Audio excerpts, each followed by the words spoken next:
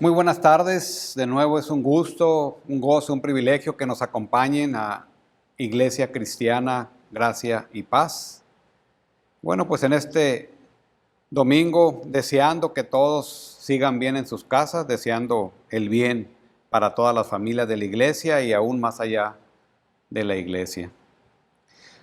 En esta tarde vamos a continuar este estudio bíblico basado en el Evangelio de Lucas y la prédica de hoy se titula La fe correcta. Vamos a orar y poner esta prédica en las manos del Señor. Gracias, Padre, te damos de nuevo por el privilegio de predicar tu palabra. Oramos que tu poder sea sobre todos nosotros, Señor, para que tu palabra cobre vida en nuestra mente, en nuestro corazón y en nuestra voluntad. Y tú te has glorificado con ellos, Señor. Clamamos por tu ayuda en Cristo Jesús. Amén. Naamán fue un prominente general sirio. La Biblia lo describe como un hombre sumamente valeroso en extremo, pero también estaba enfermo, era leproso. Se entera, en alguna circunstancia, que en Samaria había una persona que lo podría sanar. De tal manera que este general solicita permiso a su rey sirio y el rey sirio le extiende el permiso, y no solo eso, sino que le extiende una carta para el rey de Israel para que él intente ser sanado. Bueno, este general Naamán se dirige rumbo a Israel, a Samaria, la capital de la parte norte. Le entrega la carta al rey y el rey, en una actitud para el general sorprendente, rasga sus vestidos. Y al rasgar sus vestidos implica disgusto, tal vez temor, porque el rey de Israel pensaba que este general llegaba con una treta para después declararles la guerra. Veía una amenaza de guerra y por ese motivo se rasgó sus vestidos. Pero cuando Eliseo, profeta de Dios durante el reino dividido en Israel, en la parte norte, que se encontraba en Samaria, se entera de esta situación, le envía un mensajero al rey de Israel y le dice: ¿por qué rasgas tus vestidos? Que se conozca que hay profeta de Dios en Israel. Envíame a este hombre Naamán. Y bueno, el rey le envía a Naamán a Eliseo. Eliseo no lo recibe personalmente, le envía un mensajero y le dice con el mensajero: ve al río Jordán y lávate o sumérgete 7 veces y serás sano. Y bueno, el general Naamán se quedó sorprendido también de esta indicación, de hecho hasta molesto, enojado, porque él pensaba que iba a ser sanado en ese momento a través de este hombre, pero no era así. De hecho, rehusaba ir al río Jordán, hasta que uno de sus ayudantes le dijo: Señor, pues puede ser sanado, ¿por qué no vas y te sumerges? Y bueno, pues a regañadientes y con todo, va al río Jordán, se sumerge durante 7 ocasiones y después de la 7ª ocasión sale limpio y el milagro es consumado. Este hombre es sanado de lepra. Como muestra de agradecimiento, Naamán regresa a buscar al profeta Eliseo para agradecerle mediante la entrega de varios obsequios que solamente un rey recibía. Pero el profeta Eliseo rechazó los obsequios y lo despidió diciendo: ve en paz. Bueno, ¿cuál fue la actitud de Naamán después de haber sido sanado? Bueno, Naamán creyó al Dios de Israel, reconoció que el único Dios era el Dios de Israel. En el Nuevo Testamento, un pasaje hace alusión a la historia de Naamán, porque en sus detalles tienen varias similitudes, pero va más allá en el Nuevo Testamento, porque también podemos aprender con más claridad acerca de un tema primordial, acerca de la fe que salva, la fe correcta. La fe correcta contiene 3 elementos indispensables. Se enfoca en Jesús, glorifica a Dios y resulta en salvación. ¿Cómo podemos saber por la narración en el Nuevo Testamento que esto es cierto? Bueno, la consideración de 3 escenas en el pasaje en relación con los 10 leprosos nos revelará estos 3 elementos indispensables de la fe correcta. El sermón de hoy se titula La fe correcta. Acompáñenme al Evangelio de Lucas, capítulo 17, y vamos a leer de los versículos 11 al 19. Evangelio de Lucas, capítulo 17. Leemos en el versículo 11. Yendo Jesús a Jerusalén, pasaba entre Samaria y Galilea. Y al entrar en una aldea, le salieron al encuentro 10 hombres leprosos, los cuales se pararon de lejos. Y alzaron la voz diciendo: Jesús, Maestro, ten misericordia de nosotros. Cuando él los vio, les dijo: Id, mostraos a los sacerdotes. Y aconteció que mientras iban, fueron limpiados. Entonces uno de ellos, viendo que había sido sanado, volvió glorificando a Dios a gran voz. Y se postró rostro en tierra a sus pies, dándole gracias. Y este era un samaritano. Respondiendo Jesús dijo: ¿no son 10 los que fueron limpiados? ¿Y los 9, dónde están? No hubo quien volviese y diese gloria a Dios, sino este extranjero. Y le dijo: levántate, vete, tu fe te ha salvado. Bien, entonces, a través de 3 escenas en este pasaje podemos apreciar las 3 características de una fe correcta. La primera escena es el encuentro de Jesús con los 10 leprosos, versículo del 11 al 13. Yendo Jesús a Jerusalén, pasaba entre Samaria y Galilea. Entonces, el contexto general de esta parte, de esta sección de los 10 leprosos en el Evangelio de Lucas, es la primera parte del Evangelio de Lucas hasta el capítulo 9, versículo 51, hasta el capítulo 8, habla del ministerio de Jesús en Galilea, detalla todo lo que Jesús hizo en Galilea. A partir del capítulo 9, versículo 51, hasta el capítulo 19, versículo 44, el evangelista describe, detalla, narra todo el viaje que Jesús hace de Galilea a Jerusalén. El viaje final, el viaje que marcaba la entrega del Señor y su muerte en la cruz. Y entonces es una sección muy amplia en un contexto de rechazo de los judíos al Mesías, al Señor Jesús. Y entonces el Señor Jesús se dedica a enseñar en toda esta sección tan grande a los discípulos acerca de diferentes temas, acerca de diferentes actitudes que un discípulo del Señor debe tener y debe practicar. Para ubicarnos geográficamente, el Señor viaja de la parte norte de Israel, que es Galilea, y se dirige hacia la parte sur. Está Galilea en el norte, luego está Samaria y luego está Judea, donde se encuentra Jerusalén.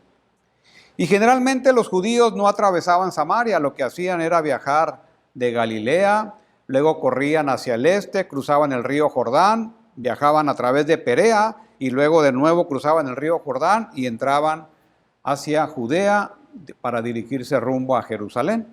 Y es el viaje que está haciendo el Señor Jesús.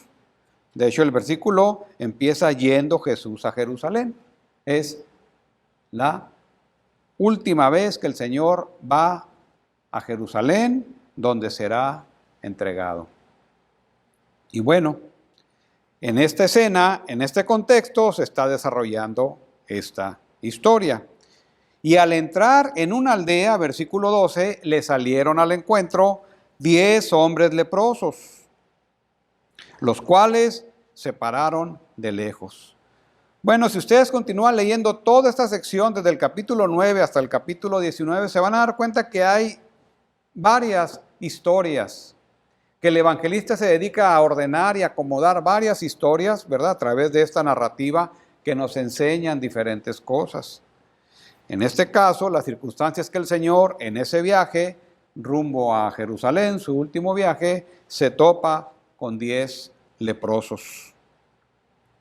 La escena es que viene el Señor Jesús, vienen sus discípulos y seguramente vienen más peregrinos porque el tiempo de la Pascua se acercaba. Entonces todos tenían que viajar por la misma ruta rumbo a Jerusalén de norte a sur. Y al entrar en esta aldea no se especifica cuál es esta aldea.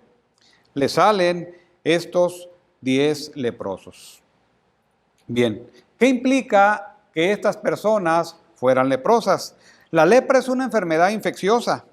Es una enfermedad infecciosa que implica bíblicamente, como la conocemos hoy, ¿verdad? Que afecta la piel y puede afectar los nervios periféricos, afecta la piel de diferentes maneras y una de ellas, la lepra lepromatosa nodular, puede llegar a deformar la cara. Entonces adquieren un aspecto realmente temerario estos hombres. En algunas ocasiones puede producir llagas, ulceraciones, y cuando afecta a los nervios periféricos, como la persona no siente, se traumatiza de manera constante y entonces eso implica mutilación de las extremidades o de diferentes partes del cuerpo porque no sienten el dolor cuando se golpean. Bien, ahora, esa es la lepra como la conocemos hoy. La lepra no tenía cura realmente, hasta 1940 que se descubrió, el primer medicamento para tratar esta enfermedad. Entonces, todo ese tiempo, desde los tiempos bíblicos, prácticamente hasta 1940, no había un medicamento que pudiera tratar adecuadamente esta enfermedad. Ahora, cuando la Biblia se refiere a lepra, también esto hay que considerarlo, no solo incluye la enfermedad como la conocemos hoy en día, sino que también incluye algunas otras afecciones de la piel. Se considera la psoriasis, el vitiligo y algunos autores también consideran al acné. Hay una forma muy severa de acné que la consideran dentro de esta categoría de lepra en los tiempos bíblicos. Ahora, ¿cómo vivía un leproso? Bueno, aparte de la enfermedad que pudiera ser terrible, ¿verdad? Que tendría en condiciones de veras bastante deplorables a las personas que sufren esta enfermedad, una persona leprosa también era un excluido social. No podía vivir dentro de la sociedad judía.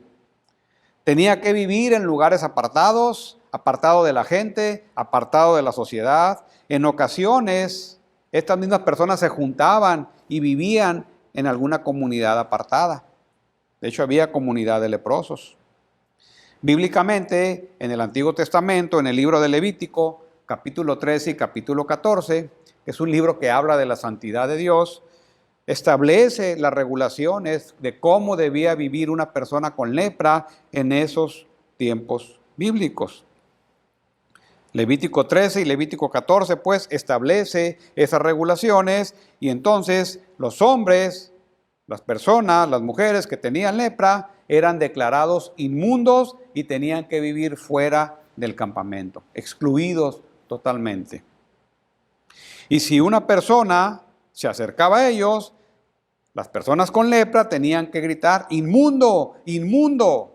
Entonces, imagínense nada más lo que vivían estas personas enfermas de lepra en estos tiempos bíblicos. Era una condición terrible. Si el leproso era sanado, debía ir a mostrarse al sacerdote. Es otra regulación que estaba estipulada en Levítico 14, para que mediante un procedimiento el sacerdote certificara que estaba limpio o sanado de la enfermedad y podría volver a ser incluido en las actividades sociales de la comunidad, ser reinsertado para vivir en comunidad. No podía hacer esto último sino hasta que fuera declarado limpio por el sacerdote. Y se describe todo un procedimiento para hacer esto. Al final lo que importaba era que el sacerdote verificara que esta persona realmente estaba sanada de lepra. Ahora, con estas descripciones podemos imaginar en qué condiciones vivían estos 10 leprosos y otros leprosos más, porque la palabra dice que los leprosos abundaban en Israel.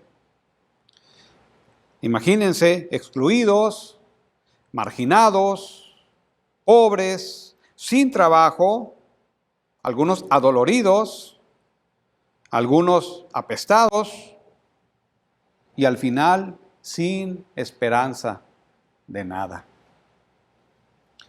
Bien, solían agruparse. En Segunda de Reyes, capítulo 7, versículo 3, hay un grupo ahí de personas que están a la puerta de la ciudad, pero excluidos. Y se agrupaban pues para intentar sobrevivir bajo esas terribles condiciones. Entonces, imagínense para ellos, al ver a Jesús, su esperanza, se pararon de lejos, estaban cumpliendo la regulación levítica. Vieron en el maestro Galileo una esperanza. Vieron la posibilidad que a través de él pudieran ser sanados. Y entonces, ¿qué dice el versículo? Al entrar en una aldea, le salieron al encuentro 10 hombres leprosos, los cuales se pararon de lejos.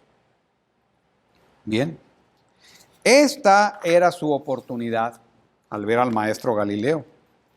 Tomaron la decisión entonces de enfocarse en el maestro. No tenía nada que perder, pero sí mucho que ganar. Ellos pusieron su esperanza en Jesús. Versículo 13. Y alzaron la voz diciendo: Jesús, Maestro, ten misericordia de nosotros. No querían dejar pasar esa oportunidad. Va Jesús con sus discípulos. También ya quedamos que tal vez por ahí iban otros peregrinos rumbo a la Pascua en Jerusalén. Y los leprosos ven y reconocen a Jesús. Y le gritan: Maestro, ten misericordia de nosotros. El llamarlo maestro, epistates, en su original, implica que reconocían o implica reconocer a alguien como superior, a alguien que tiene preeminencia o encargado. En el Nuevo Testamento esta palabra se usa 7 veces y prácticamente se usan en Lucas 5, 6, 7 veces.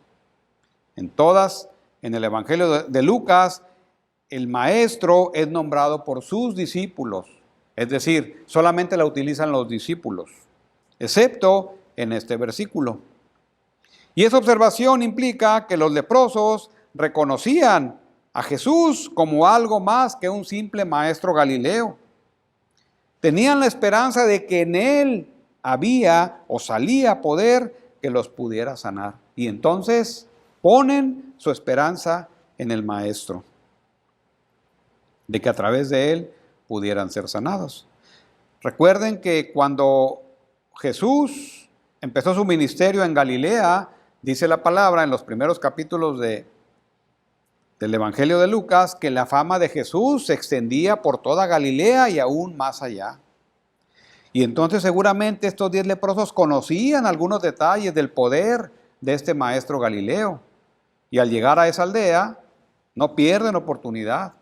Se enfocan en Jesús, ponen su necesidad en él y su esperanza en él.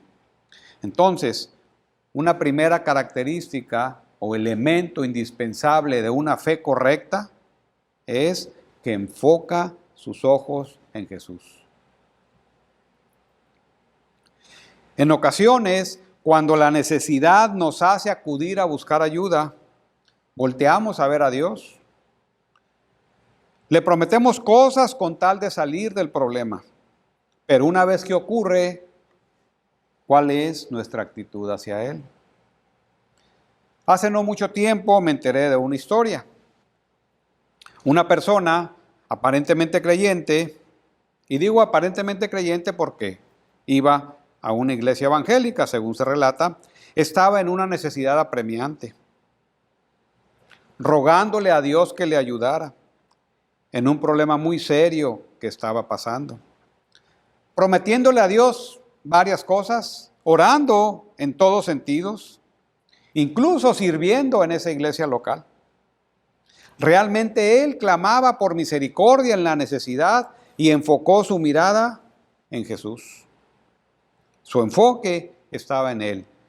Puso esa necesidad en él y también puso esa esperanza en él. Bueno, de alguna manera estaba demostrando fe al poner su enfoque en Jesús. Sigamos con la narración. Segunda escena, el regreso del samaritano. Versículo 14. Cuando él los vio, les dijo: id, mostraos a los sacerdotes. Y aconteció que mientras iban, fueron limpiados. Y bueno, otra característica o elemento de una fe correcta es que glorifica a Dios, manifestando obediencia a su palabra. La abundante misericordia del Maestro se deja ver en esta escena. No va con ellos, no los toca como fue el caso del leproso sanado en Marcos 1:40, donde el Señor pone su mano y lo sana, ¿no?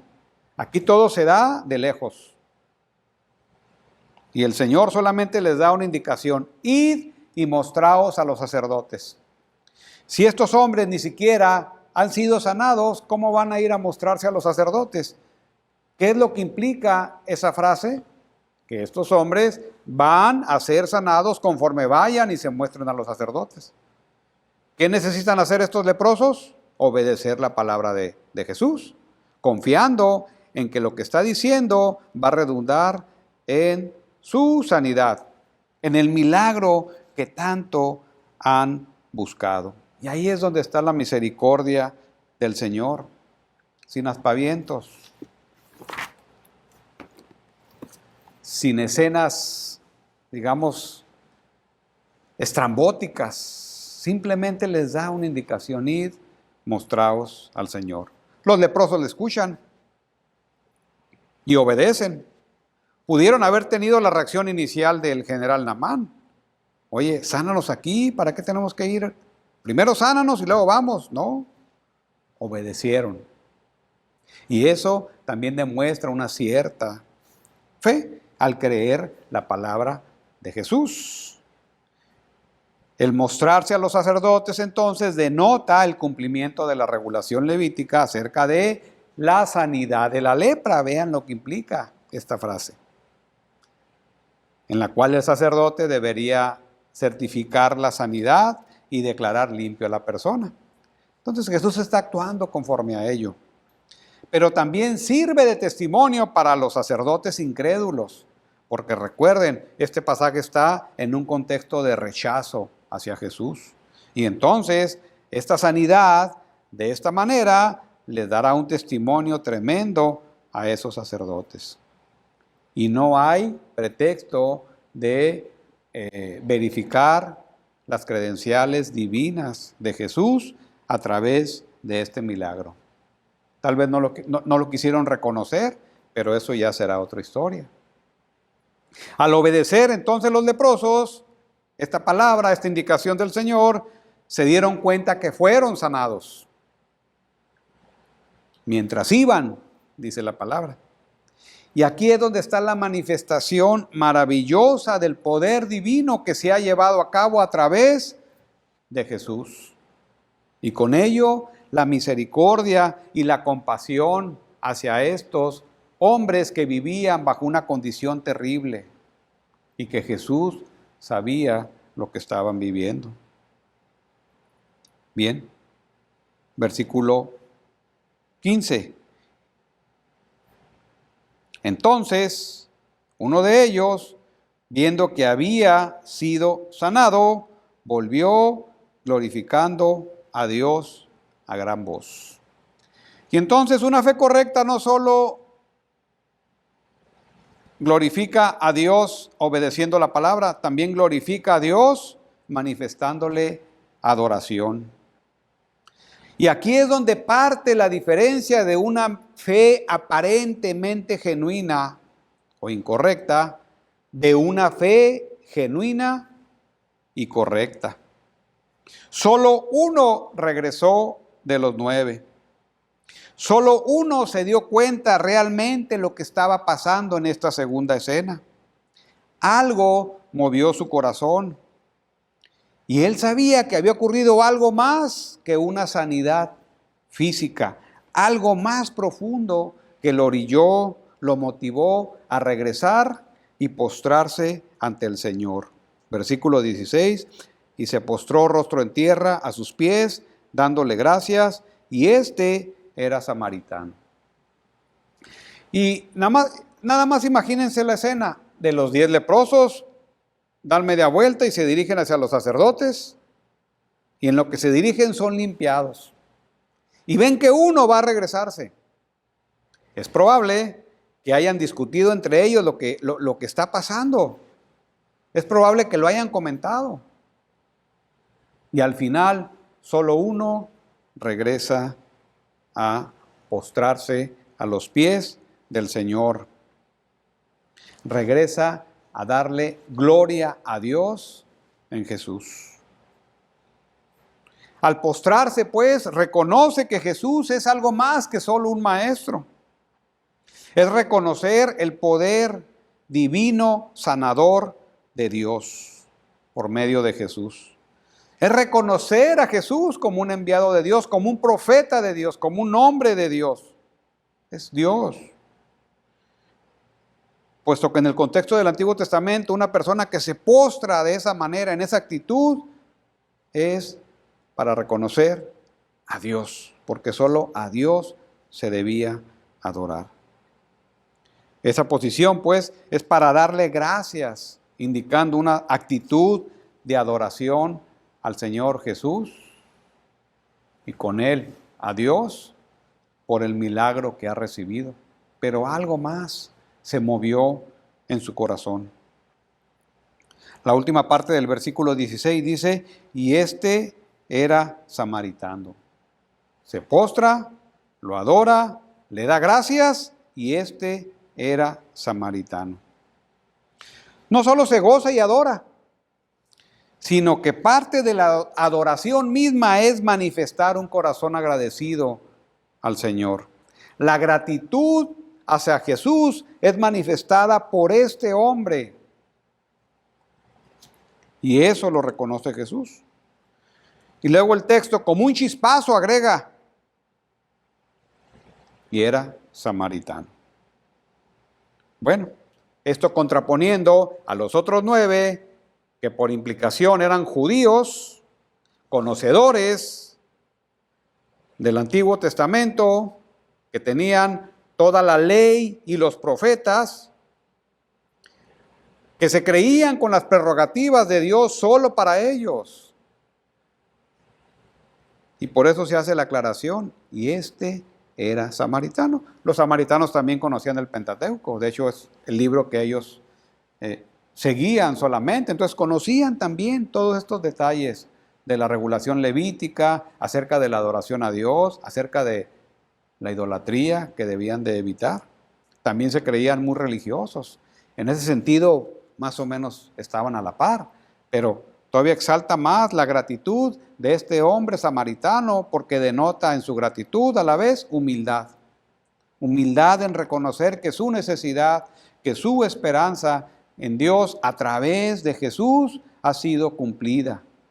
Y es la manera como él regresa a adorar y a darle gratitud al Señor. Él ha sido sanado por obra divina a través de Jesús.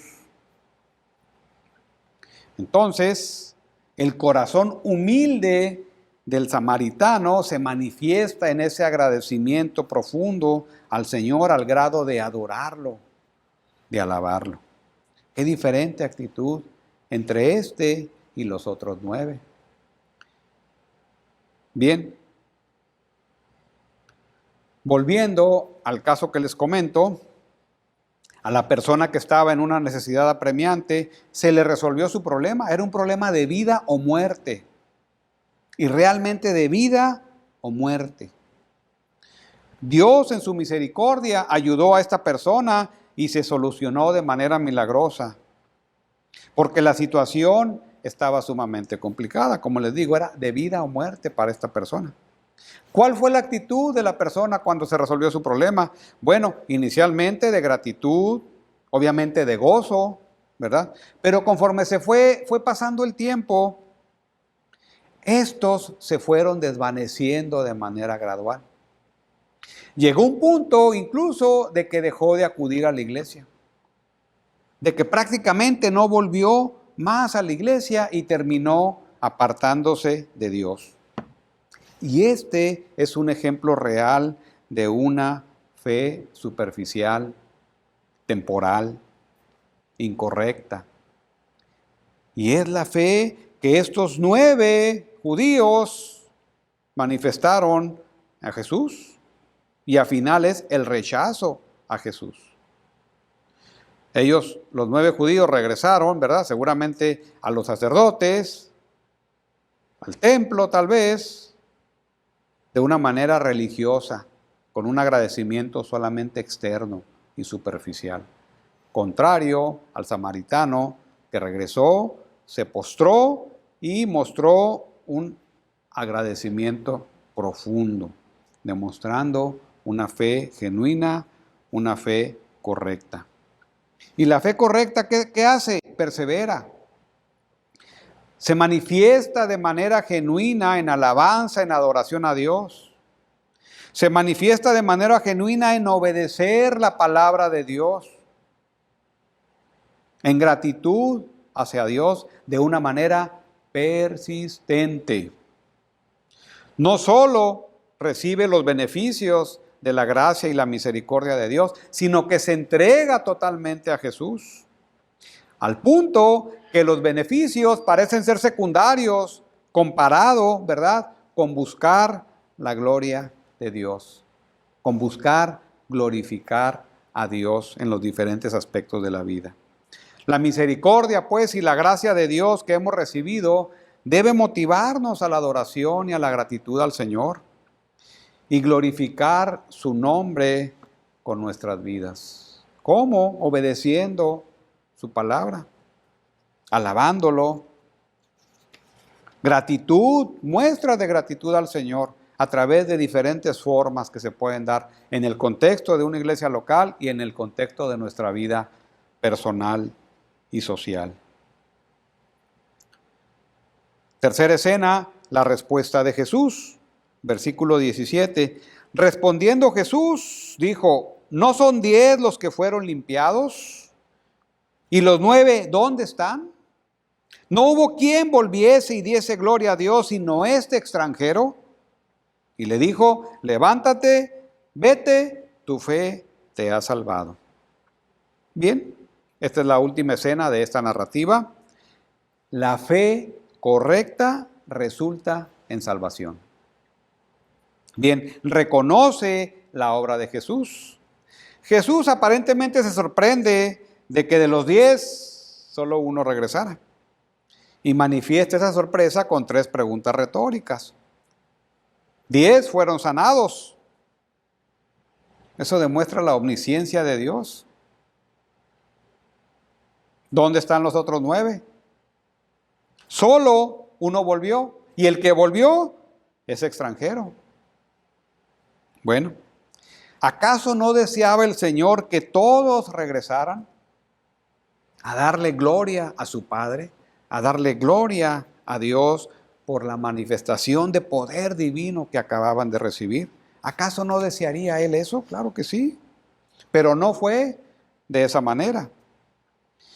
Solo uno entendió lo que estaba pasando, el samaritano, despreciado aún por los mismos judíos. Pero también este pasaje nos enseña que la necesidad borra las diferencias. Necesidades extremas borra diferencias nacionales, raciales, étnicas, lo borra todo. Pero aún así, los judíos despreciaban a los samaritanos y esa es la lección que fue el único que regresó. Fue el único que reconoció la obra de gracia y misericordia de Dios en Jesús hacia ellos. Y por otro lado, esta fe que resulta en salvación recibe la gracia de Jesús, versículo 19. Y le dijo, levántate, vete, tu fe te ha salvado.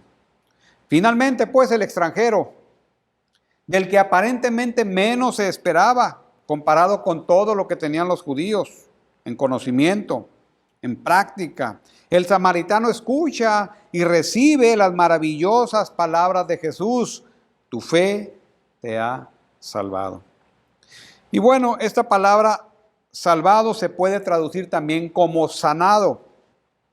Pero cuando vamos al Nuevo Testamento y buscamos esta palabra, en la mayoría de las ocasiones es traducida con relación a la salvación espiritual.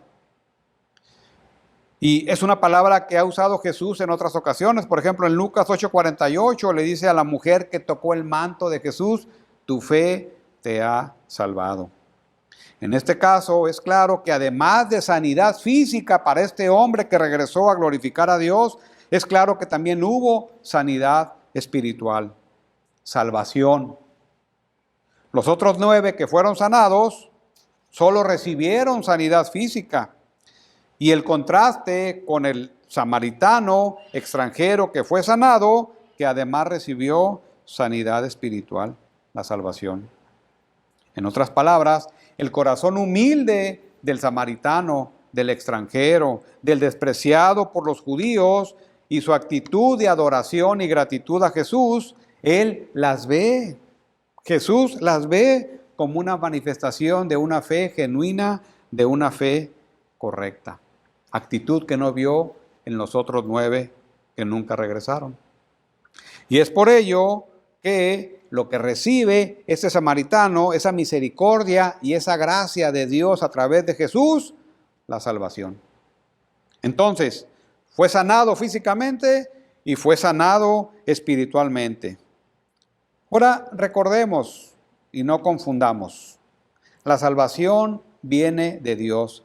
Toda completa es obra de Dios. El hombre lo que hace es responder. Dice Efesios 2, 8, 9, somos salvos por gracia, por medio de la fe.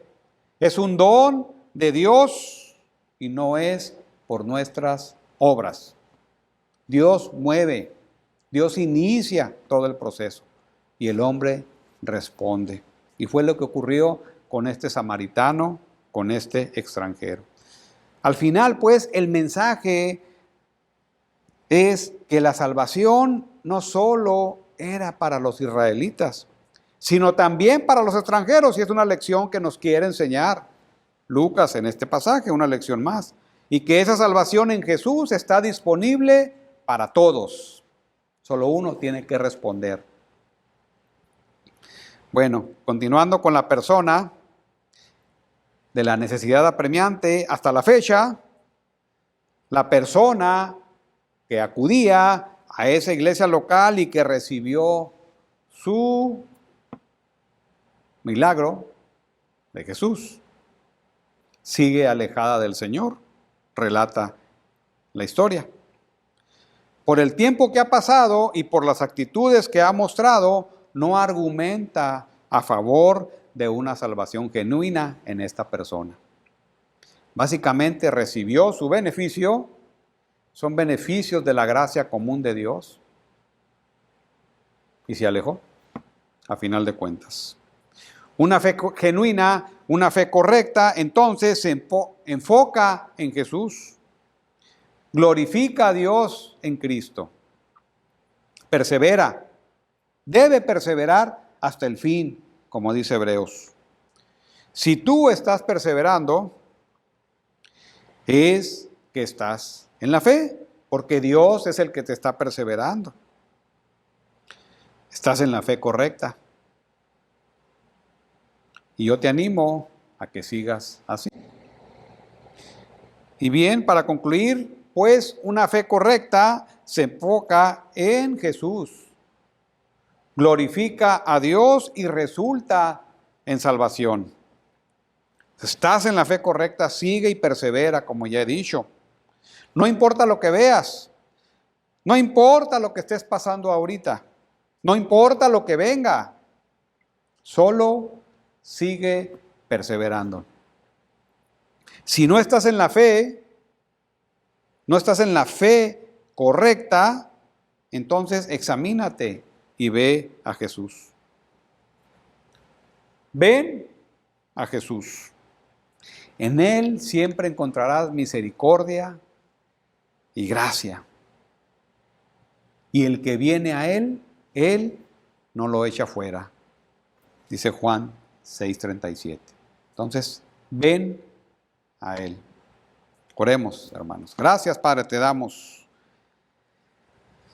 por esta palabra, Señor. Yo oro para que tú la uses en nosotros, los creyentes, pero también en los incrédulos, Señor, para que tú muevas el corazón de ellos como moviste el corazón de este samaritano, Señor, para que en humildad vengan a postrarse a tus pies y reciban tu salvación.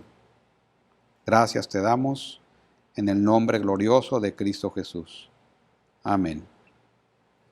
Muy bien, pues gracias por su atención en este domingo. Esperemos que la pasen muy bien y que sigan también muy bien durante el resto de la semana. Dios mediante, nos veremos la próxima semana. Que pasen buena tarde.